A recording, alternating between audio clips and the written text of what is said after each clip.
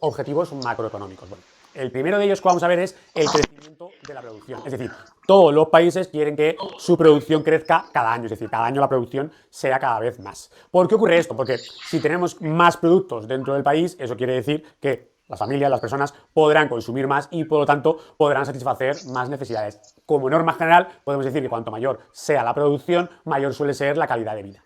¿Cómo sabemos si la producción está creciendo o no? Es decir, ¿cuál es el indicador? Pues tal y como tenemos ahí es el PIB, el Producto Interior Bruto, del cual hablaremos en otras clases muchísimo. Pero lo que tenemos que saber es que se estima que más o menos es bueno que el PIB crezca todos los años a partir de un 2%. Es decir, si el PIB crece un 2% o más, se considera un buen dato. Es decir, eso nos permite producir más y satisfacer más necesidades, con lo cual vamos aumentando nuestra calidad de vida.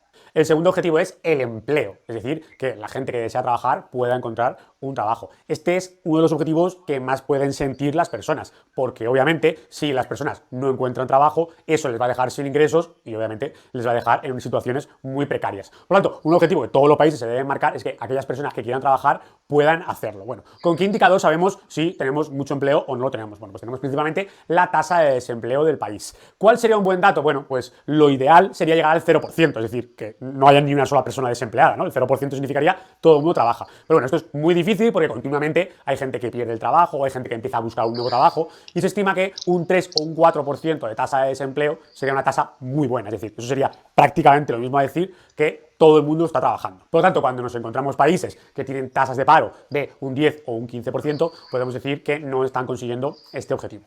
Luego tenemos el tercer objetivo macroeconómico, que es la estabilidad de precios. Es decir, nosotros lo que queremos es que de un año a otro no haya muchas variaciones de precios. ¿Por qué esto es importante? Porque si hay un aumento de los precios, eso va a hacer que perdamos poder adquisitivo. Es decir, que con el dinero que tenemos ahora podemos comprar menos cosas. Entonces, lo que se considera es que lo importante es que haya más o menos una estabilidad de precios, que los precios no aumenten mucho. ¿Cómo medimos cómo cambian estos precios? Bueno, pues se miden a través de ese indicador que es el IPC, el índice de precios al consumo, que lo que me va a medir es cuánto cuesta comprar una cesta representativa y me va a ver cuánto varían los precios de esa cesta de un año a otro.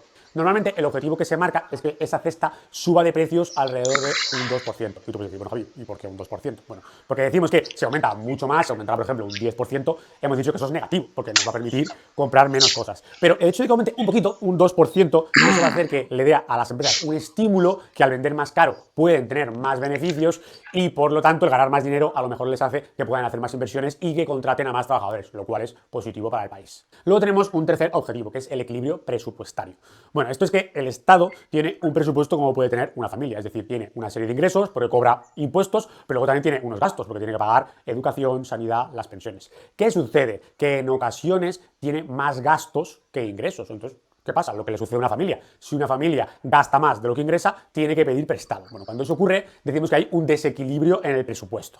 Bueno, ¿y por qué es negativo este desequilibrio? ¿Por qué es negativo pedir prestado? Porque obviamente eso hará que en el futuro tengamos que devolver esa cantidad de dinero y pagar intereses. Si estamos pidiendo muchísimo dinero prestado, tendremos que pagar muchos intereses y entonces en los siguientes años pues no tendremos para gastar dinero ni en educación ni en sanidad porque tendremos que destinar el dinero que tenemos a pagar estos intereses. Bueno, ¿y cómo mido yo este desequilibrio? Pues el indicador que utilizo es el déficit público, que lo que me va a dar es un porcentaje normalmente sobre el PIB de qué cantidad es la que estoy pidiendo prestada cada año. ¿Qué se considera positivo? Bueno, pues hay un objetivo que en el caso de la Unión Europea se marcó, que era que solo pidiéramos prestado un 3% del PIB como máximo, es decir, ese déficit público del 3%. Pero bueno, esto en futuras clases lo vamos a ver más a fondo y lo vamos a entender mucho mejor. Y luego tenemos un quinto objetivo que sería el equilibrio exterior. Bueno, este equilibrio exterior es porque nosotros compramos productos que vienen de fuera y al revés, vendemos productos a otros países. Pues por ejemplo, en el caso de España compramos mucho petróleo porque aquí no tenemos, entonces si queremos tener gasolina, pues hay que comprar.